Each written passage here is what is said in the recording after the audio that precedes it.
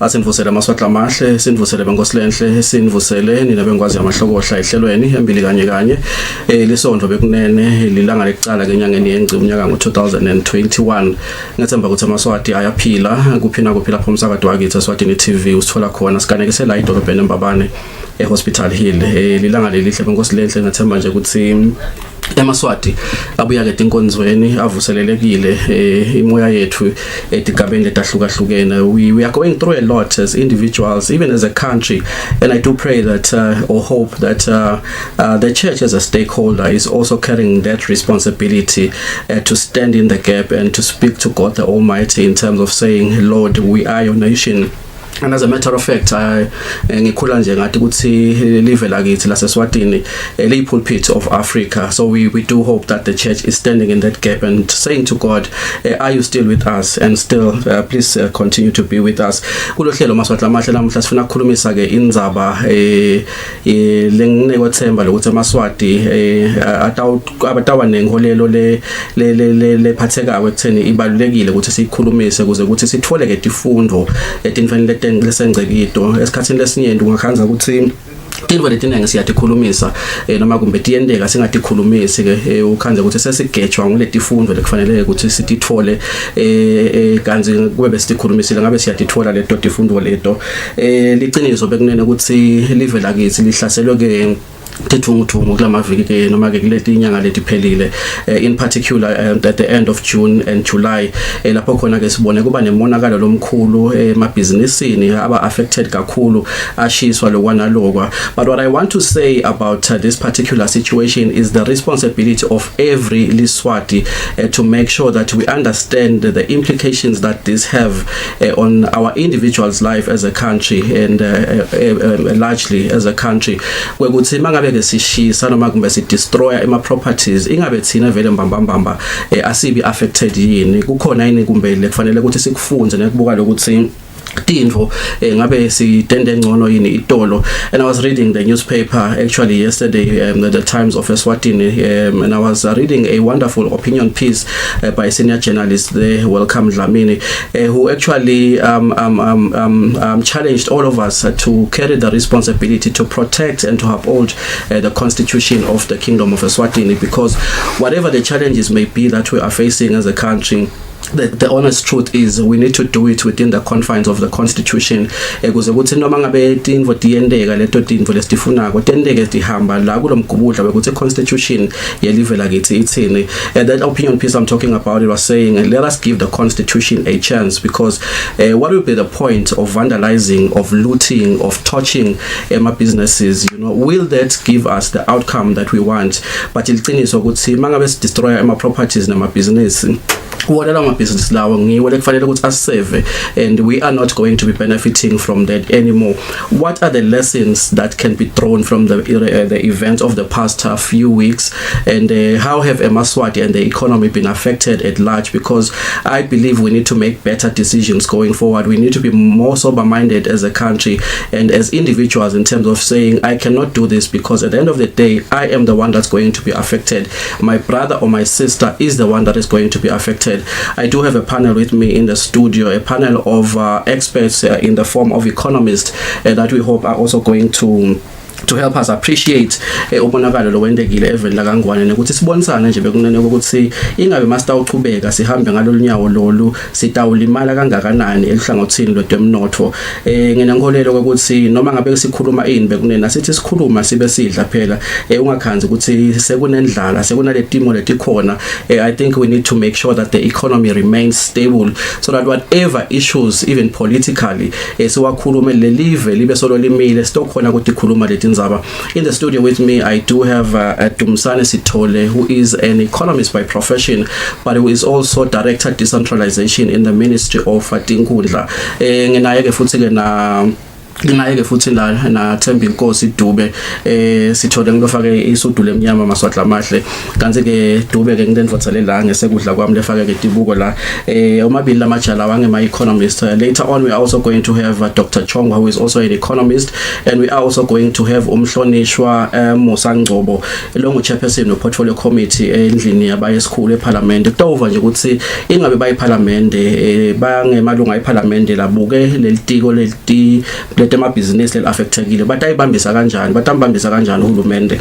Kanti ke inkulumo yethu sayigocota ngekuthi ke indvuna yelitiko lemabhizinisi isiphe ke noma ke i-direction ukuthi vele mbambamba lokwendekile itolo ngulele sikufuna kweni singemaswati nangabe ke futhi kungasiko njalo ngikuphi lele sikufunako singemaswati in terms of the stability that we hope we can achieve as a country. Nyamatana ngikubingelele mnethu ngubethuba lekuvusela emaswati. Ngiyabonga. Angibingelele John, ngiphinze ngibingelele siwe semaswati. Sibonga kakhulu Dube. Angikubingelele bawesithole nguphela thuba lekuvusela emaswati. Siyabonga Pires, sicela kuvusela emaswati nonke siphinde sivusela nakuwe Pires. Sengidlalele indzaba Dube nawe sithole la lokukhulu esikhulumisako namuhla ngithi asingabi ku denial singemaswati futhi asingayikhulumisi lendzaba thina nje ikakhulu kade betindzaba sinalo mthwalo wekufundisa nekwatisa sive kuze ukuthi lawo ma decisions esiwendako akube ngema decisions la proper, which is why we are even making a reference to what the constitution says with regards to processes that must be undertaken when change must be effected if need be. Kuna kulokwendekile sithole kumbe ngicala ngawe nje ukuthi maticala leti thungthungu ngalomhla ka 28 29 kwakubonakala nje ngathi tithungthungu leti tsinzana netindzaba tepolitiki futhi labaningi nanyalo bangabe solo bakhulumisa kanjalo angathi lokuthi kuliciniso lokuthi kufuna sikubuke kanjalo nokuthi kulokwendekile kusha kwetitolo kulinyatwa kwempahla nalokwa kuyawuthinza inomnotho ngoba labaningi bayafuna ukubalekela lokuthi asingakukhulumisi as an economic issue asikhulumisa nje njengendzaba yepolitiki kuphela, but lama events lawa story ayayithinza yini indzaba ye social economic well-being yemaswati. Asibonga John, mhlawumbe umuntu angaqala ngokuthi understand ukuthi nasikhuluma ngale economy sikhuluma ngasilwane mona.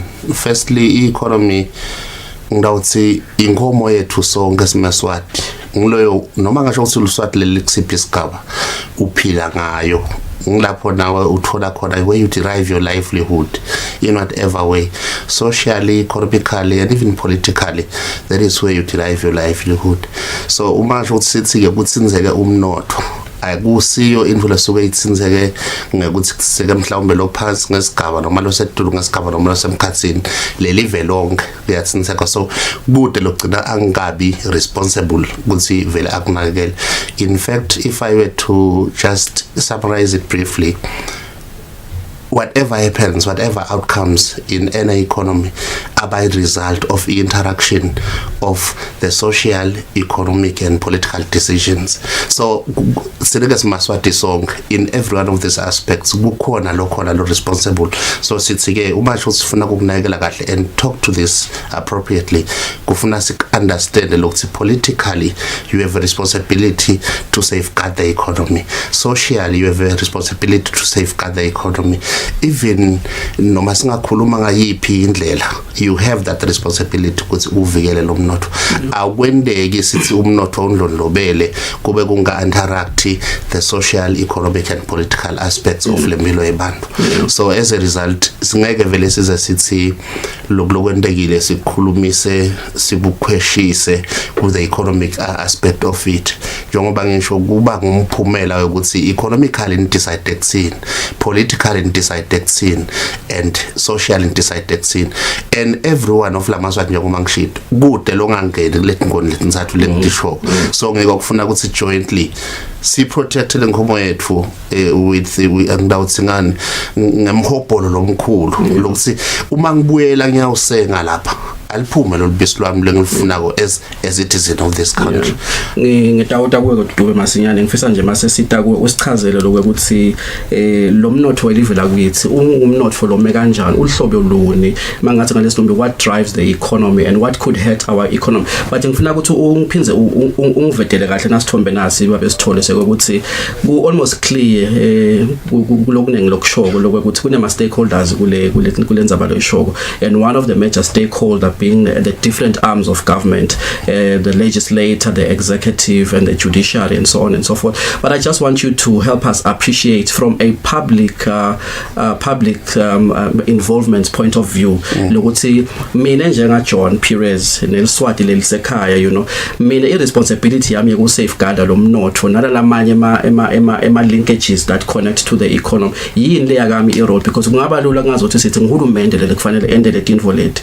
In this particular issue sikhuluma nje ngekuthi kulimele ama business nalokwa, you know, and a lot of people are going to say wendani uhulumende akazange enda lona lokwamaphoyisa, you know, iparliament angabe kufuneka ukuthi yenda kwekuthi nekwekuthi. But let us speak specifically to what members of the public ought to do, or how they need to respond or to participate in the broader scheme of things njengoba sokubekile. I think at the starting point, John, would be good to see umuntu ngamunye understand ukuthi umcoka in influencing the cause of the economy. Ungacabanga ukuthi nje sibabidlana sibathashwana, angisakhulumi ngevele naseningi labo bathashwana, it's even worse. So at the back of every Liswati's mind kufuneka ukuthi kube khona lokuthi the consequences of nakulo ngendakho kuyini, consequences ungakwendi ngendlela yokuthi mhlawumbe uphushwa kulesidingo sakho sangaleso sikhathi.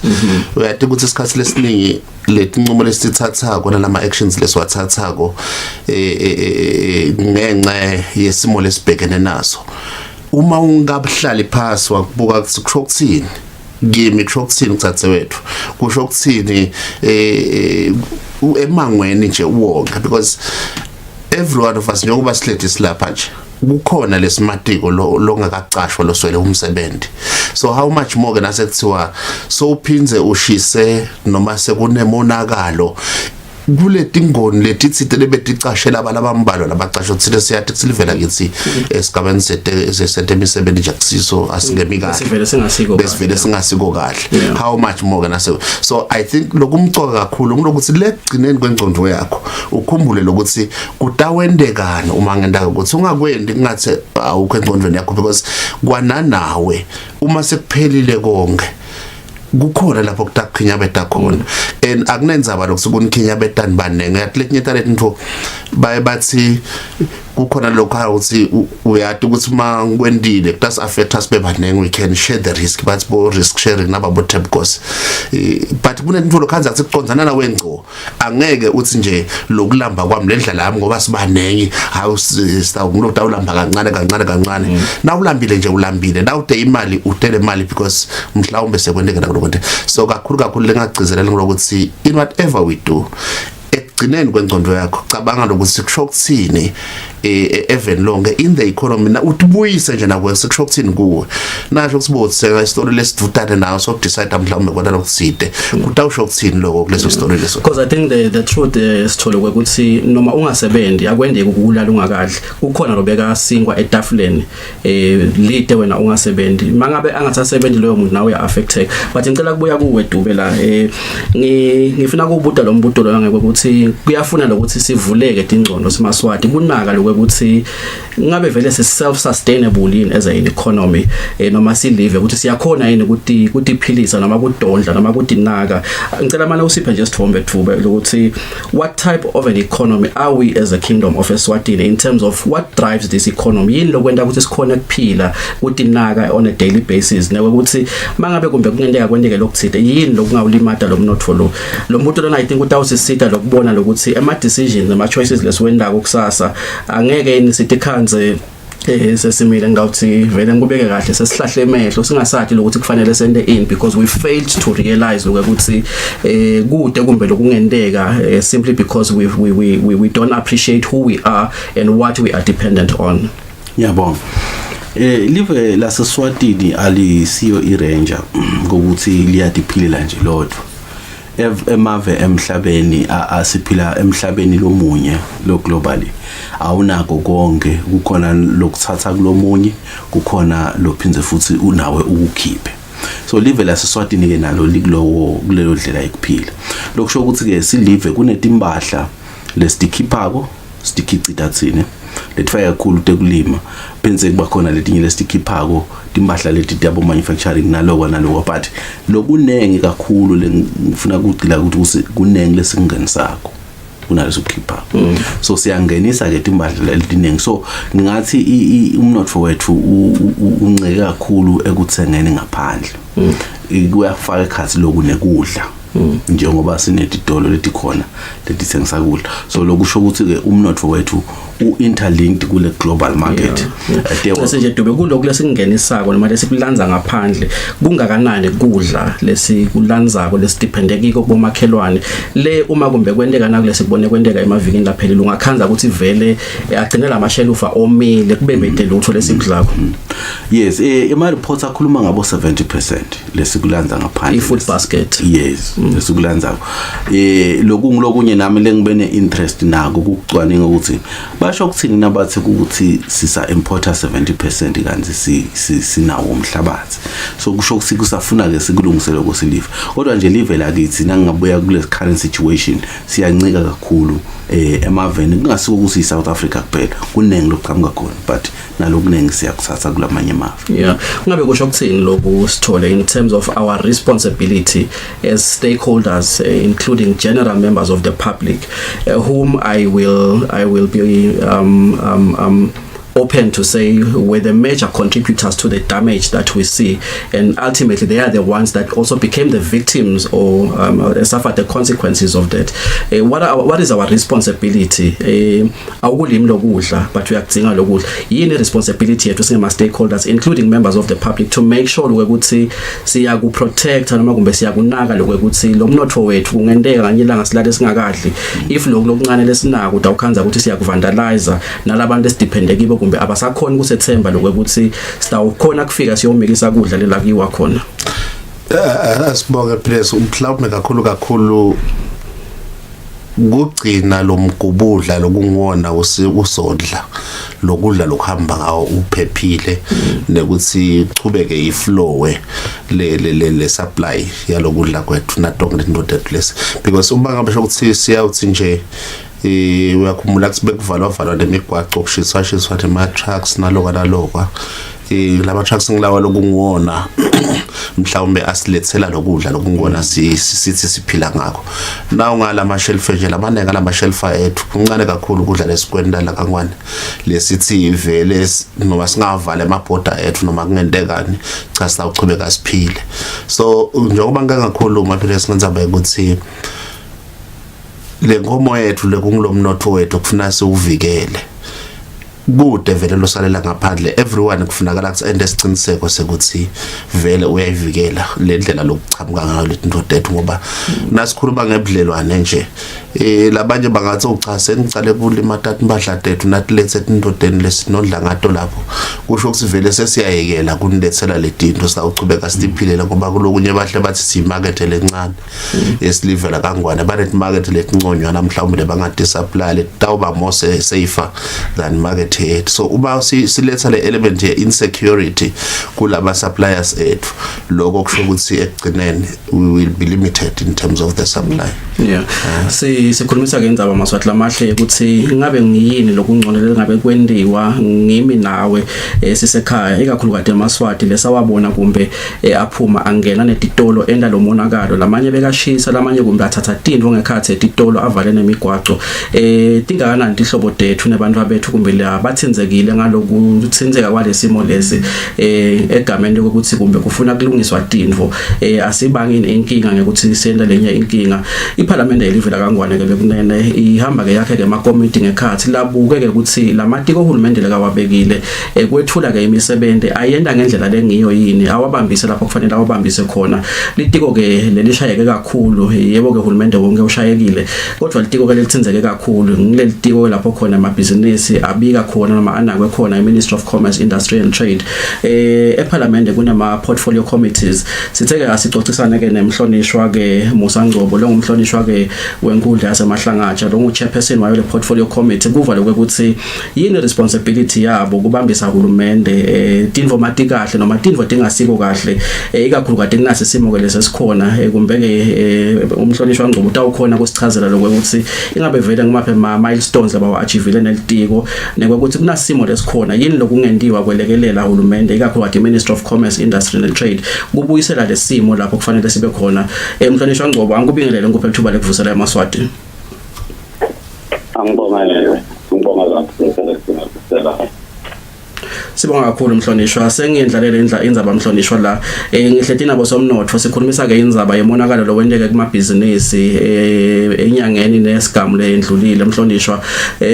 Kune parliament lebukeke dona indzaba noma ke ikomiti parliament lebukeke indzaba the Ministry of Commerce, Industry and Trade i-portfolio committee. Ungusihlalo walelo bandla Mhlonishwa, ungasichazela nje kafishane lo ukuthi ingabe niyensebenze tindvo matini normal njengoba nisolo nisebenta tindvo tin normal sekunanasi simo lesisibonile Mhlonishwa lesithi kabetele litiko in terms of unakekelwa kwemabhizinisi nako konke lokuthintsana nesigaba semabhizinisi ukuthi ingabe ningile portfolio committee kukhona yini kumele ningakwenda kubambisa litiko ekubuyiseleni lesimo lapho kufanele sibuyele khona. Angibonga kakhulu Perez. Cha mabe silitiko la commerce vele portfolio committee kakhulu senda i-oversight yelitiko. Kodwa ke ngetolo kwaloko sile futhi ke sende imithetho letawukhona phela ukuthi itiko lisebenze kahle kube easy of business kakhulu nje ngoba bosomabhizinisi induna njengoba neyibona nje esayenyuka izama ukuthi litiko laka commerce nalo libasonzete bosomabhizinisi yakuthokozela kakhulu kuba nemithetho lesishayako kuba nemithetho futhi nje lengasho nje ukuthi nje kwamanje nje kunemithetho lo ufakwe eParliament we-Citizen Empowerment Bill letawukhona lokuthi isite kakhulu lapho somabhizinisi labancane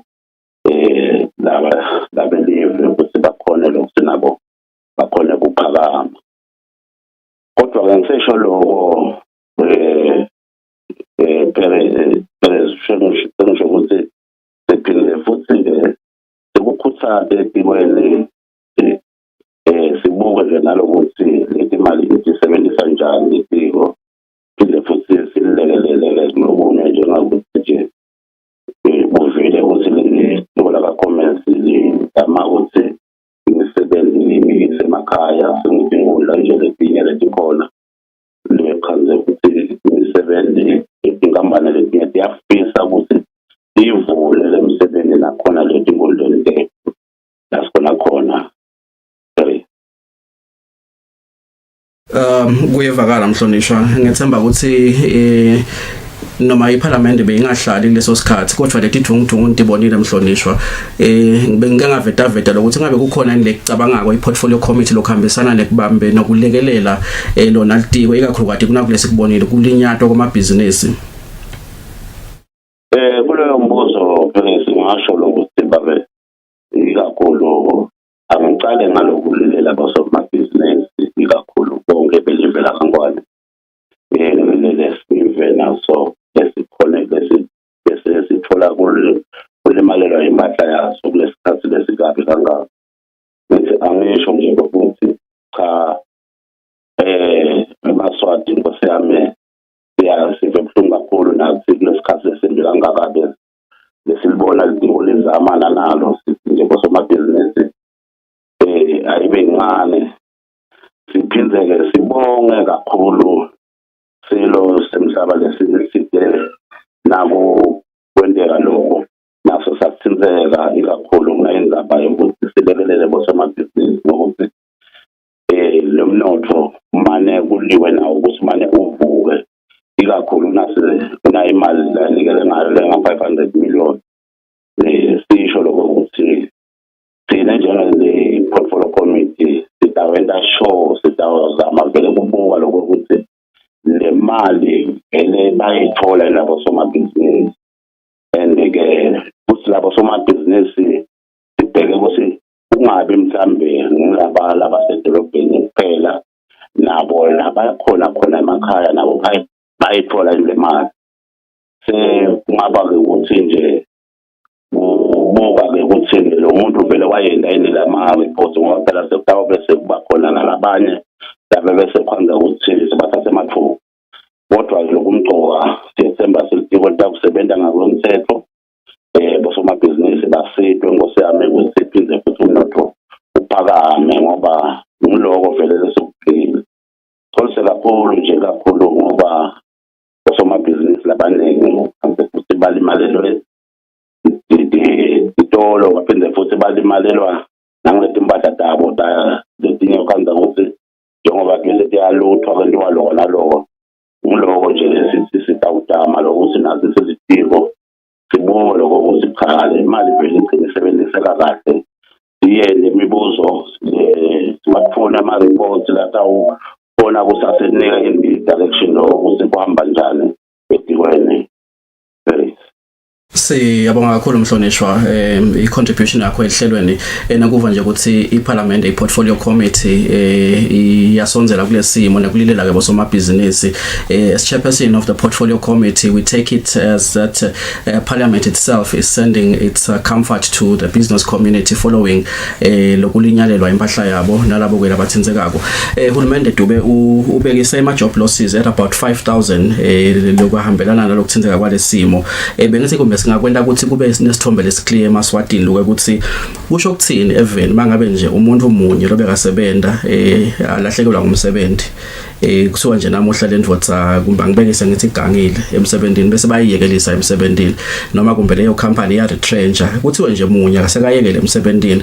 But then what does it also mean when 5,000 people lose their jobs all at once because of a civil unrest of this nature? What does it mean to our communities? What does it mean to the economy at large? Ngiyabonga John. Singamaswati siphila kunakulabathi sima extended families njengoba mina ngibona la kukhona labantu abami lenginabo kumpumkami nebantwana but bese kuba khona ke bomzala lesihlala nabo nebantu ababani kumbe nemali every month end khona lengithumela ekhaya yondle batali ndabatali bondla abantu so ngalamanye emavu khanza ukuthi umuntu omunye wongdla incumbi yebantu so akusiyo nje imali atayifukutha yedwana so lokusho ukuthi nangabe sithi 5,000 wabantu baphelelwe ngumsebenzi kusho ukuthi bonke laba bantu laba kulesidlekelezo noma kulaba kuleyo group leyo laba dependa kulo mdlo bathinzekile bathinzeka ngakutiphi bathinzeka ngetekudla ngoba kudla kuthengwa kudla netenhlala kahle nje ukuthi bakhona ukuthi baphile badle bagqoke impilo iqhubeke ibe njengoba benjalo ngasesikhathini esedlulile so indvo leyo lesiyibonaka ukuthi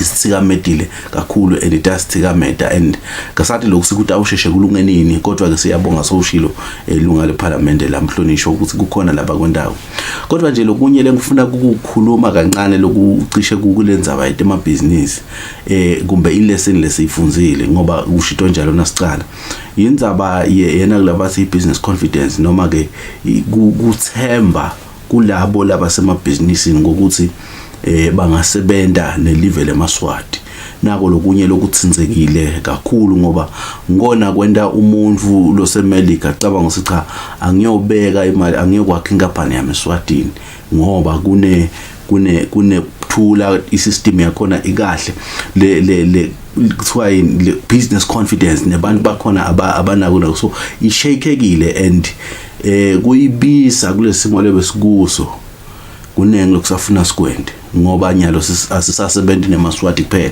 but sisisebenza nyalo neglobal economy lesiyibonile so kufuna ke sisibise leso sithundile sokuthi cha live la seSwatini ungahamba uyosebenza khona noma ngabe kunedudvungudvungu utilungisekile kwaqhubeka ibusiness yami kube nje umuntu ogcina sakathatha ikhefu sithole la ngithandzele lendlela lo wakhe ngayo lesithombe lesikhombisa ukuthi umnotho ufanana nenkomo sonke lapho sithola khona lolibisi lesidlako on a daily basis issue ye unemployment issue le ngicabanga lokuthi iyasifaka sandla ekwenteni kumbe ukuthi abantu beva ngazi ukuthi I am not participating in this economy lenikhuluma ngayo which is why I will not even care to think or to listen to what you are saying kumbe abasiva nekusiva not only for the kingdom of Eswatini ubonile eNingizimu Afrika kulamaviki laphelile nakhona leto dithungthung leto tibe khona ema analysts lebeswalalela tikhulumisa leti indzaba leto bekachaza lokuthi lesimo leso esihambelana kakhulu nema issues abo poverty nabo unemployment and so on and so forth, which may be a similar issue in the kingdom of Eswatini. But nevertheless, these unemployment people are still citizens of this country. We still need them. Angathi lokuthi how do we bring them on board, Babisithole, in terms of saying your concern is understandable, but this is not the way to go about it. What can we do to make sure that they feel part of the broader scheme of things, even the economy, the better contributing, participating, because they are unemployed, like I am saying, they are still citizens of this country. We need them in one way or the other. From an economics perspective, what can be done to make sure that we embrace them or that they also feel embraced? Mhlawumbe ukuqala nje ngaba ngilokuthi sibuke lo hlangothi engakakhuluma ngalo ukuthi nawo sho ukuthi sibuka lo mnotho ungadibuka wena mbuke nalo munye umuntu in terms of ukuthi mhlawumbe lo letha lokudla la tafuleni uyasebenta mina ngibese ngiyakuthola ngiyadla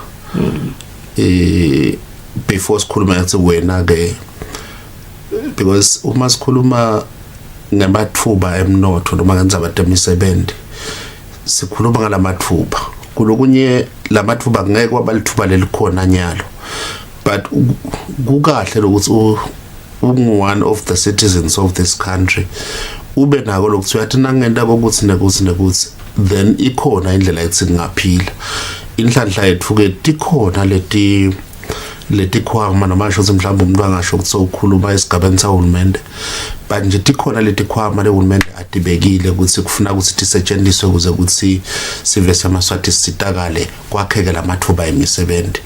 Ngathi bantu sivese amaswati sichubeke sibe nalo leli themba lokuthi kukhona labacabangako ngabo somewhere.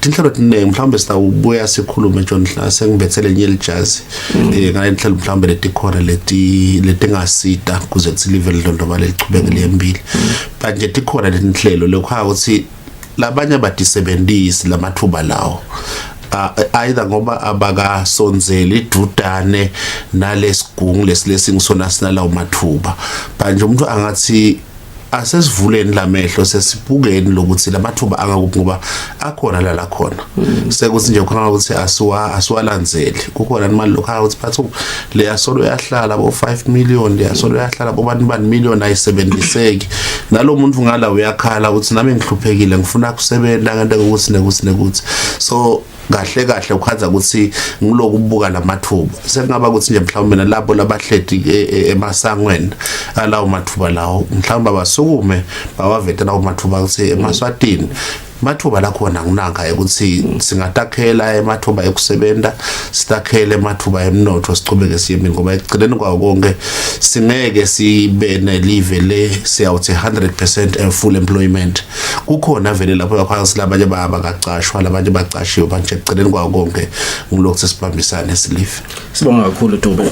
Ngikuthatha kulokho vethu angidube emaswati lamahle ukuthi vele akungasafana nayitolo labo labasemasangweni lafaka kumbe tikhwama letinye lestatiko lokuthi tifanele lokusebenza lokho bebamela lokuthi uze itolo utekibo utoncongcotha kumbe namuhla sekuyabida lokuthi vele babe nabo mahamba ngendlwane sale basukuma bamekisa lolusito letindzaweni bayofundzisa kude ukuthi bangabi baningi kakhulu abantu abatholakala kumbe sebangasathi lokuthi noma bacabanga ukuthi abathi lokuthi kufuna bende njani kanti lusito kube belila kulo mahamba ngendlwane thudane ngabe bayasitakala masibuye emaswati lamathe sakhulumisana la nendvuna litiwekele temabhizinisi Ngoba Khumalo siphinde ke sibe la na Dr. George Chongwa just to find out ama interventions noma kumbe tindvo letingendiwa kwelekelela nakubuka nje generally ma lessons from other countries labe nale timo leti la hambe kumbe atsinzeka because of the miscalculation, if I may use the term, le yendiwa ngithi sima stakeholders including members of the public ngaw emphasize kakhulu ukuthi including members of the public njengoba kwekuthi esikhathini lesinyendo ukhanze ukuthi sekuyephela kuthiwa manje uhulumende wendeni uhulumende akendi ini, but what is your role as a citizen, what is our role as members of the public to make sure that we create a conducive environment to make sure ukuthi leli vele lesikilo usasa masendlula emhlabeni siyawushiyela labeta emva kokuthi balikhanzele ngiko sitawukhonye manje sibuye masinyane.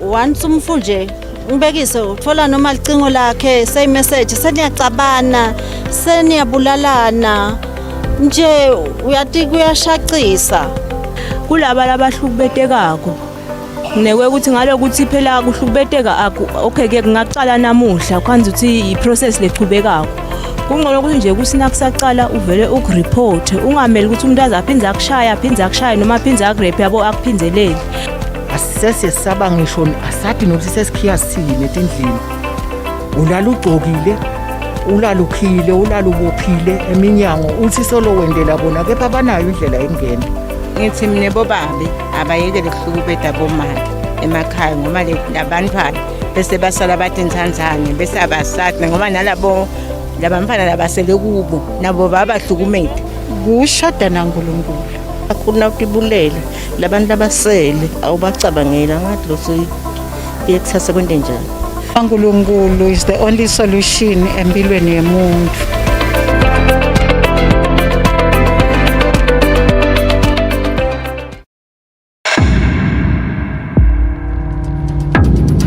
Dudu, ngikhathele ngomfana lo.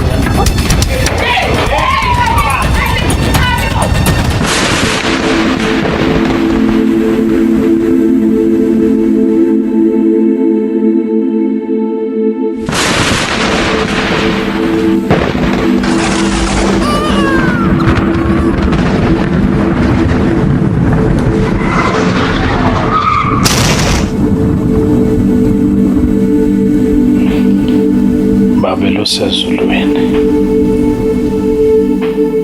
ngisonzela kuwe ngosinana indodzana yami ilula sandla sakho Nkosi uyiphilise egameni lika Jesu Kristu amen.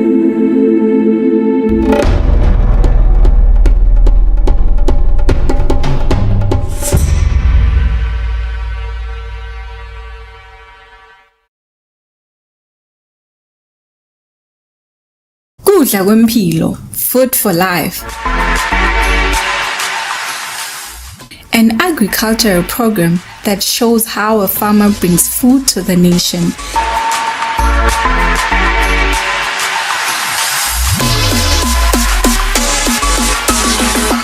Gcine kudla kwayo leta uphindze kudle nasekufika isikhathi sebusika. nalinile nje libele lana kuzona liyadwa imbela libele lahlanzeni so lonke linale mvula le moderate yethu sine lahlanzeni. Kudla kusemhlabathini konke lesikudingako sitakuthola emhlabathini.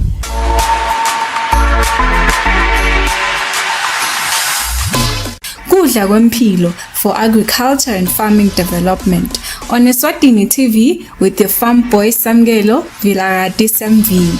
Kudla kwempilo, food for life.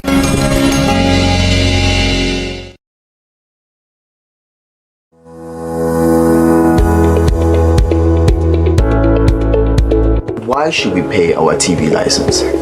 The content on our local television is actually more up to date. The industry is enhanced. It is a criminal offense not to pay your TV license and attracts a fine of 500 emalangeni or 6 months imprisonment. And the industry is definitely blooming, ladies and gentlemen. So that's what we have for you. But we'll be right back just after the break and we'll give you more of Miss V.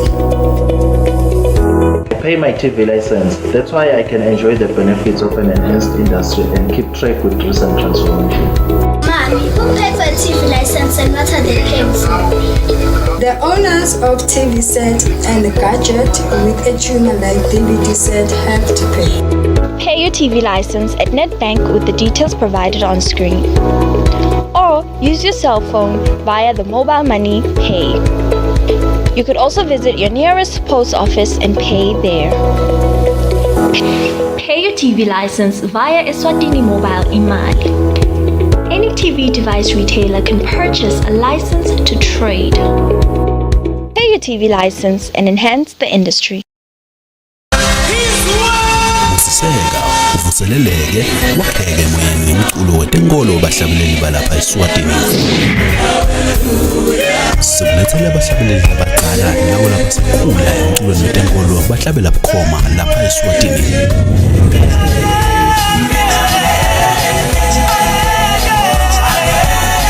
Siphinde baxoxisane kabanti ngalaba kwentako emsebentini wabo wekuhlabelela igospel konke kungiqinisa simakathe. Ungaphuthelwa ngomqulo wegospel khona lapha Eswatini TV.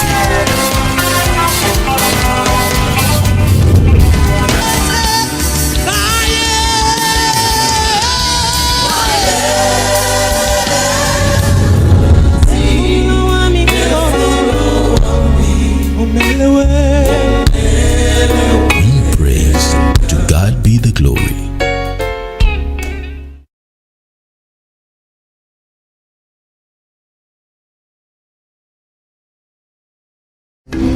Sisehlelweni maswahla mahle sikhulumisa ke indzaba yemonakalo wendekile kakhulu kade emabhizinisini ngesikhathi ke kunaleto tidvungudvungu kuphunywa kungena ke netitolo kulinyatwa ke leyo mpahla ikakhulu kade umuntu uyaconza lokuthi indzaba yakhona yaqala ngokuthi bekukhulunyiswa ukuthi kufuneka into letside ukuthi yendeke manje ke umbuto lomkhulu uyatibuta lokuthi kuvandalize nekushisa nalokwa nalokwa kuyayiletha yini le solution yaloko, which is why today I think the focus is just on talking on the impact suffered by those businesses and what could have been done better in terms of the reactions. Dr. Chongwa, thank you so much for coming through. You represent an organization that has a regional footprint known as Sufred. We are talking about the impacts that was suffered by the economy of the Kingdom of Eswatini following the civil unrest that we witnessed, and I think the intention of this discussion is to make sure that Emaswati in general, across all stakeholders, draw lessons in terms of what we need to do should similar situations come in terms of decision making. Do we have countries within the region where we can draw lessons where such situations were never discussed or were never monitored to such an extent that the economy was on the brink of a collapse and every citizen of that country eventually had to suffer? Thank you so much, Mr. John, for inviting me, and a very good evening, viewers. It's true, on the Sub-Sahara region, we have had cases similar to what happened in Eswatini in June. Most probably South Sudan is one of those countries. Congo DRC is one of those, as well as Zambia. In 1991, we had a serious nationwide riotous activity which led into the disintegration of the economy around 1991-1992. And then from there, the kwacha depreciated significantly. The kwacha, the currency of Zambia. The currency of Zambia, okay. Yes. Significantly, both on the global scale as well as in the regional scale, to the point that since 1991 up to today, because in 1994, there was a new regime which came into power, tried to resuscitate the economy. Up to today, the country has always been on a very volatile side of the fluctuating economic, competitiveness. So another case is the Congo DRC. The DRC Congo has been a country which has had a lot of social unrest in various regions of that particular country. And right now the country is not highly competitive. As a result, it suffers much less competitiveness in the regions, as well as loss of investment, loss of human capital, and among others. So it is very true that... But maybe just to bring it a little bit closer home, when you present scenarios like that, Dr. Chongwa, how does it really touch on the general lives of the ordinary citizen of those countries like that you've mentioned, the standard of living, because I think we need Emaswati to appreciate what has happened in those countries, Would you be able to sort of like project the standard of living and the general or the day-to-day lives of those citizens following the depreciation or the disintegration of the economy? Okay, now the first thing that we need to understand is when we talk about economics or when we talk about the economy, we are talking about a system which is highly integrated, and not only integrated, dynamic and complex. So it touches three levels: the micro level, which is also divided into two sectors, the informal as well as the formal, the meso level, which is the medium class level, as well as the macro level, which is the government level. Now, it is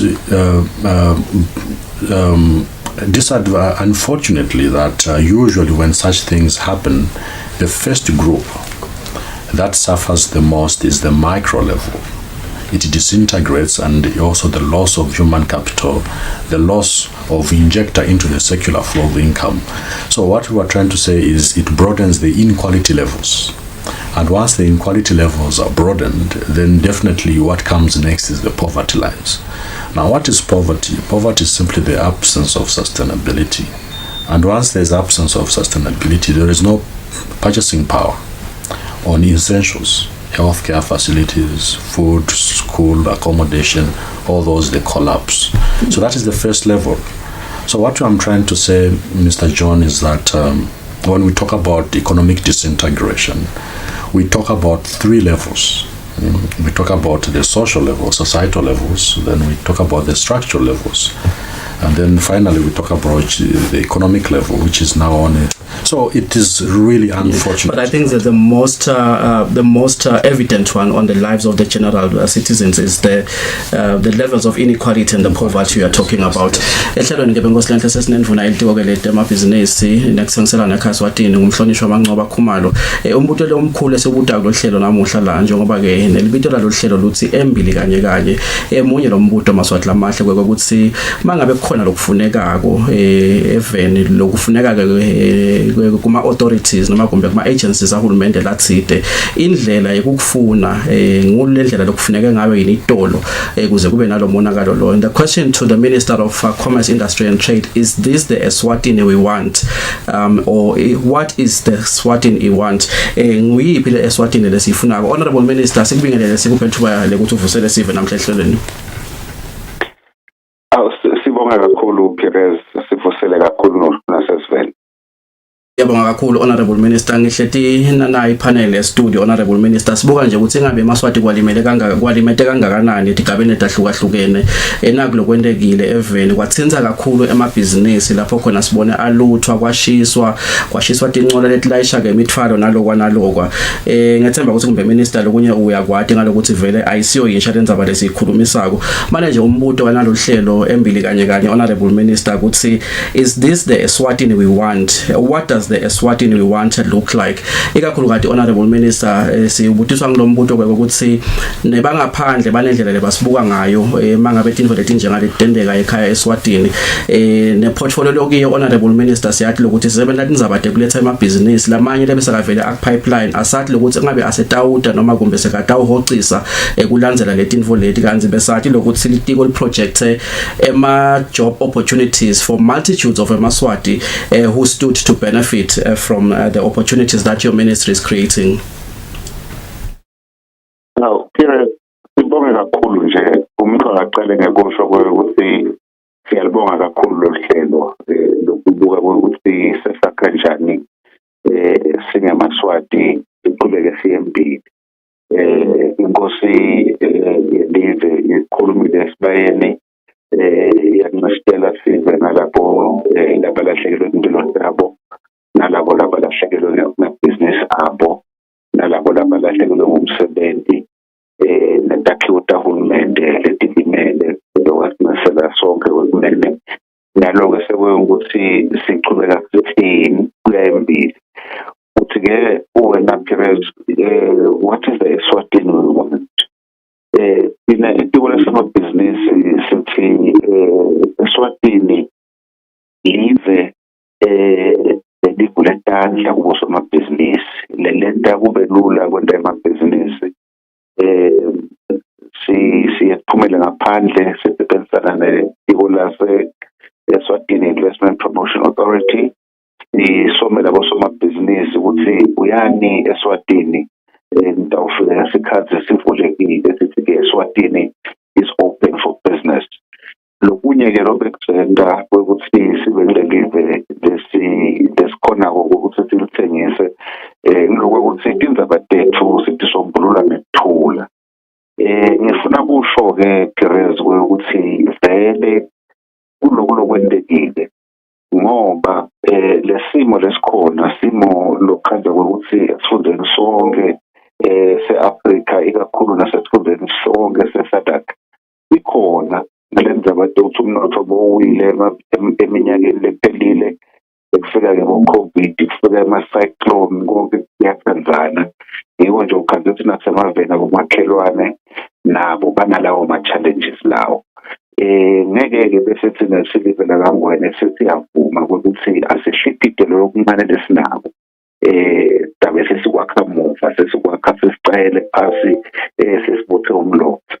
Siyacela-ke lokuthi eMaswati siqhubeke sente lokhu inkosi lesikhumbude kona ukuthi konke kwethu sikusombulula ngekuthula. Lapha nje singeMaswati asikenti kahle ukuthi sithuse bosomabhizinisi bala kangwane. Ngawubekisa nje ngalesihlanu bekusesithobelweni ngakhandela umnyango wamabhizinisi wakadamini kudala sencane empeleni lisangene ukuthi lithethe imali latiboleka sekushile nyalo i-insurance ngeke ibhadale uthi angathi minister noma ngiyaqhubeka noma ngenza njani ngoba angisakudayeli lokwenzekile ngase ngikubona la ise nabo somabhizinisi bekuhamba nabo bebajatshilwa ngokuthi silivele ekuthula sibantu abahloniphako sibantu lesithi noma ngabe siyaphikisana sikwende ngekuthula. That is the Eswatini we want. Asisho ukuthi banvuka ngento basho ukuthi naku lapho bagongonyeka khona kepha-ke lesicela-ko kulokuthi konke sikwende ngemoya wekuthula. Sengigcina-ke kulo mbuto wakho besisebenza kakhulu nebandla laka-Commerce nelibandla lase-Eswatini Investment Promotion Authority kukhulumisana nabosomabhizinisi ikakhulu lama-pipeline project lesikhulume ngawo ku-Economic Recovery Plan. Siyajabula lokunikeza lokugcina esiveni kwekuthi bese bonke lesikhulumisane nabo baye batile lokuthi mhlambe sike sangena esikhilekisini sesiyaphuma yalo kwesikhilekisi uma ngabe eMaswati athi antakusebenza wonke ngezibambisana solo bayaqhubeka nalamaplan abo kusetshenziswe samkhulumisa wathi hayi mina kule ngobile sengiyajika angisayilethi leyo investment leyo kwethu nje ngaloko ukuthi sithathe sikhombisa ukuthi nembala singavuka kuloku lokusigidile sibusime siqine singeMaswati ngoba it's a delivery ifuna lokusenda lo mlayeto to the international community ukuthi Eswatini is not a good place to invest in. Ephakameni ngiyawethemba eMaswati kuze wrong. Kakhulu Honorable Minister, ngithanda le part yekugcina le niketa ke sivetho lokugcina ukuthi nalaba lebebeta abatotshala imisebenzi basesendleleni bayeda ikakhulu kade ke kusiniketa nensaye yasilive singeMaswati ukuthi sichubeke sakhe le environment ibe conducive. Thank you so much Honorable Minister for your time. Babe sithola ngicela nje kupha ithuba umane ugocode uvalelise ngenza isikhathi. Siyabonga John, sibonga kakhulu naseMaswati mhlawumbe lawo labungona abukele mhlawumbe umuntu angagcizelela nje ezweni seMaswati ukuthi live leMaswati live lethu sithe lelinye live ngaphandle kwale live lesikulo leMaswati. So sichubeke sibambisane ikakhulu silondoloze ingomo yethu lokukunyulo umnotho wethu. Sithe sonke noma nje ukuthi usesigabeni lesikhulu kangakanani noma sesigabeni lesincane kangakanani. This is your cow, protected with so much greed and make sure with everything that you do you count the consequences of that decision, because I said it is a result of the interaction of our social, economic and political decisions. Whatever we do, if we do that best, we will have the best economy. Dr. Chongwa, your closing remarks. Thank you for coming through. Well, basically what I can say is that the economy is on the positive trend. There was a projection of 1.4 growth for 2021, and we have seen already positive trends in the manufacturing industry with about 22%. We have also seen growth in the construction industry with about 6%. Now these two sectors are labor-intensive sectors. And labor-intensive sectors, basically, they have got a ripple effect, which is benefiting on a socio-economic sector by increasing people earning money, and then they begin to survive. Now, this positive trend of 1.4% growth, it can be sustainable, it can be made to grow if only all the relevant economic stakeholders they consolidate and protect this little positive trend for it to become more multiplicative. So otherwise, from me, based on experience that we have on a regional scale, the country still stands a better chance to become regionally and international competitive. Thank you very much. Thank you so much, Dr. Chonga. Sibaba sithole sibonga kakhulu. Maswati lamahle sethemba nje ukuthi siyafunza ilapho kade neBhayibheli lisitshela kona ukuthi abantu bami bayafa ngekuswela ke lwati kude imvula yababhlungu njengekubona eMaswati sekashaya emalayini lamatha afuna bo petrol. Probably the same people that were involved in some of these things. Sekashaya emalayini ayofuna kudla sekungasatholakala isinkwa sebasithengisa nga20 emalangeni 30 emalangeni. Is this the Eswatini we want? Nawe nje asotibutelo yombuto loyo ukuthi uyafuna yini ukuthi nganyelanga uyofolela nje singwe lo tathi mase yongena eminyango bakutshela ukuthi siphelile indlela beyingendeki Maswati lamahle. Dialogue remains critical for the sustainability and the development of Eswatini. Jehova kasigcine sibona ngalokudaba siphilile nisale kahle.